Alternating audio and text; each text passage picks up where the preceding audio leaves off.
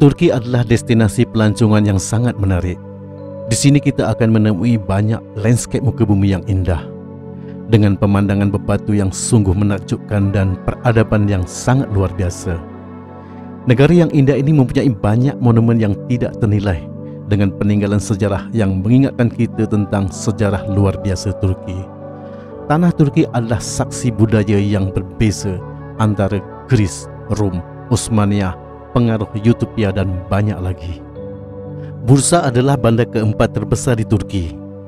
Ia banyak menyimpan sejarah kegemilangan Islam kerajaan Osmania.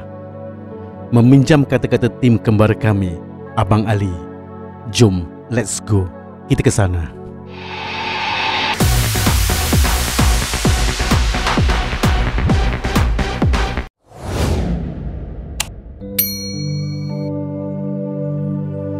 Perjalanan menggunakan bas daripada lapangan terbang Istanbul ke Bursa mengambil masa 4 jam, iaitu sepanjang 250 km.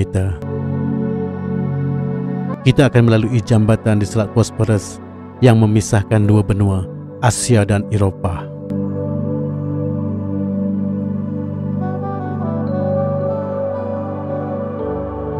Perjalanan yang jauh agak memenatkan. Kami singgah sebentar untuk makan tengah hari. Di Bursa, bandar yang keempat terbesar di Turki ni. Okey, ini dia punya dataran di Bursa ni.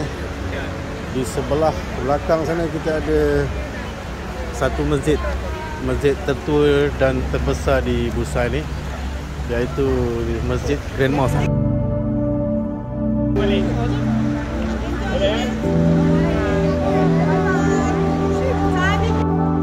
Ini adalah Grand Mosque di Bursa, atau lebih dikenali sebagai Masjid Ulu Cami di kalangan penduduk tempatan. Sebuah masjid bersejarah dan terbesar di Bursa ini.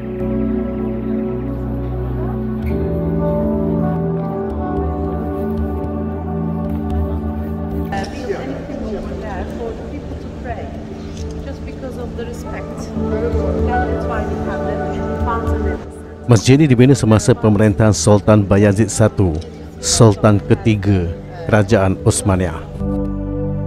Ia dibina bagi memperingati kemenangan besar di dalam pertempuran di Nikopolis, mengalahkan tentera salib. Masjid ini adalah monumen utama seni bina awal Osmania, di mana Bursa pernah menjadi ibu kotanya. Ia mengambil masa 3 tahun untuk disiapkan, iaitu antara tahun 1396 hingga 1399. Sultan Bayazid I pernah berjanji akan membangun 20 buah masjid di Bursa ini sekiranya berhasil menewaskan tentera salib di Perang Nikopolis. Namun agak mustahil untuk membinanya disebabkan keuangan dan tempat untuk membina masjid tersebut. Jadi akhirnya keputusan diubah dengan memadai membangun masjid besar, iaitu dengan 20 biji kubah. Okey, lihatlah reka bentuk masjid ni.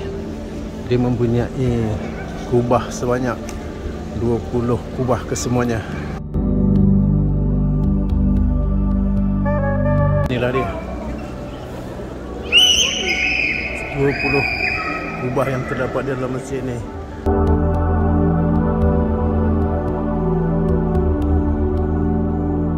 Subhanallah. Ini adalah kiswah yang dibawa ke masjid ni pada...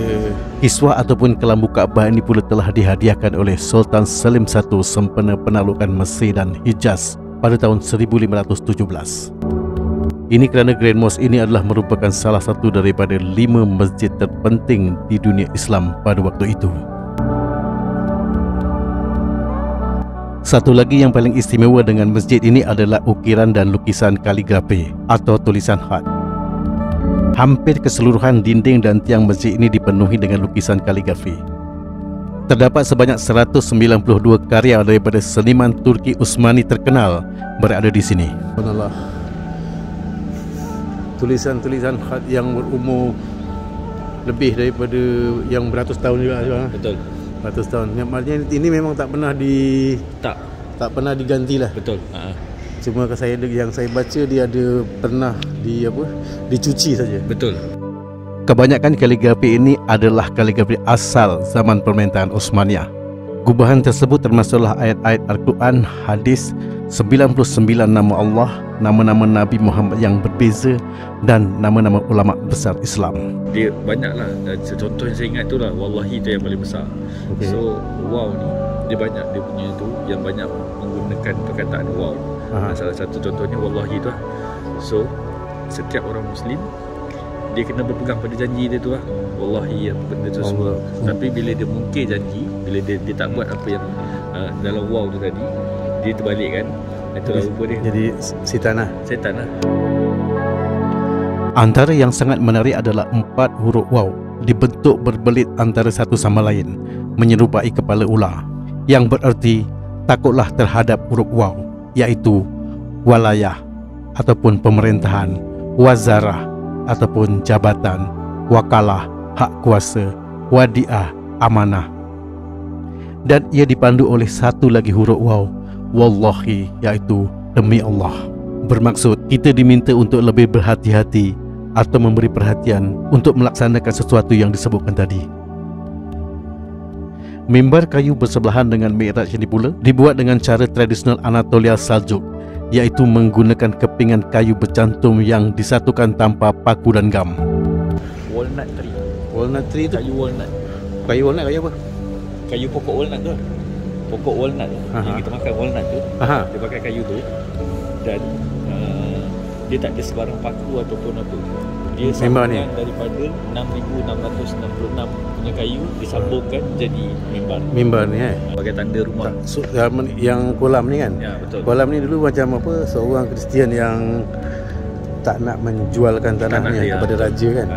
So jadi bila dia dapat, so jadi tempat ni dia tak dijadikan ruang solat lah, cuma dijadikan ruang taman sebagai tanda apa yang rumah perempuan lama tu lah. Berhadapan dengan masjid ini adalah Qazahan, sebuah pasar yang bersejarah. Ia dibangun oleh Sultan Bayazid II pada tahun 1492. Fungsinya adalah sebagai wakaf supaya keuntungan yang diperolehi digunakan untuk menghidupkan masjid dan madrasah yang ada di bawah kekuasaan sultan tersebut. Bangunan Qazahan ini terdiri daripada halaman di tengah-tengah dan bangunan 2 tingkat di sekelilingnya. Di tengah halaman adalah sebuah masjid kecil yang berbentuk oktagon, dan sekarang di sekelilingnya dijadikan medan selera. Ia merupakan titik perdagangan yang hebat pada zaman Utsmaniyah. Okey, kita dah masuk ke dalam Qazahan ini. So tempat ni adalah tempat yang terbaik lah untuk kita membeli sutra di Busai ni. Harganya dia orang kata murah lah kalau dibandingkan tempat lain. lawa lah. Nak beli kan? Tak mahal lah tu, dia beli lidah je.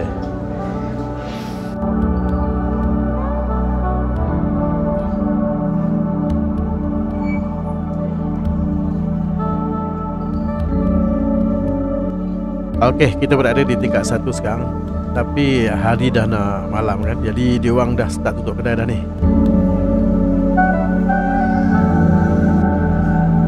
Okey, ini adalah halaman yang diorang buat tempat makan tu. Okey, dekat tengah ni adalah masjid kecil tu. Okey, tapi malam macam tak buka lah. Mungkin sebab hari ni hujan gerimis ke, ataupun memang dia tak buka waktu malam.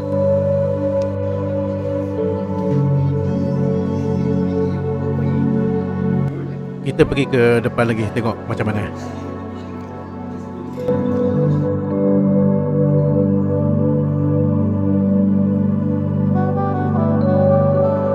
Yang ni di tingkat bawah. Jadi tempat ni nampaknya dia sambung lah dengan satu tempat lagi yang apa nama tempat ni pun kita tak pastilah. Tapi mungkin ini kot yang dipanggil Long Bazaar tu.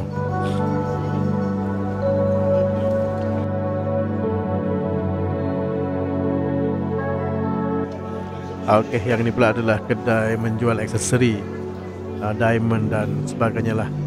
Tapi kat sini pun nampak macam nak tutup juga, jadi kita keluar dari tempat ni. Mungkin ada masa nanti kita datang balik. Esok kot.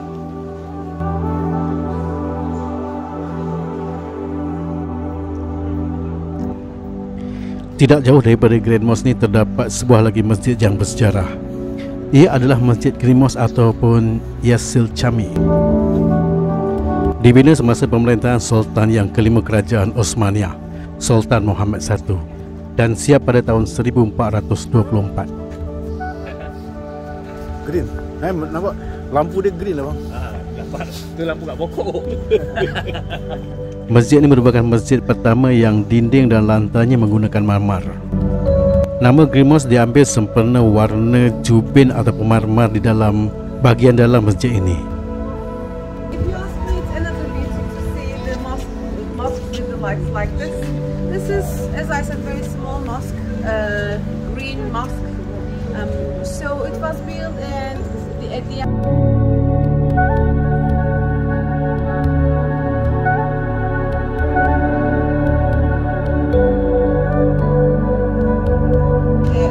tombs of them, but those are all symbolic. The green name comes. Okey, ini adalah sebahagian daripada tulisan khat yang diukir di dinding sebelah hadapan masjid ini. Cuma sayanglah sebab hari dah malam, jadi pelawat tidak dibenarkan untuk masuk dalam masjid ini. Okey, itu saja daripada Busa. Kepada anda yang telah menonton video ini, harap dapat like, komen, share dan subscribe. Assalamualaikum warahmatullahi wabarakatuh.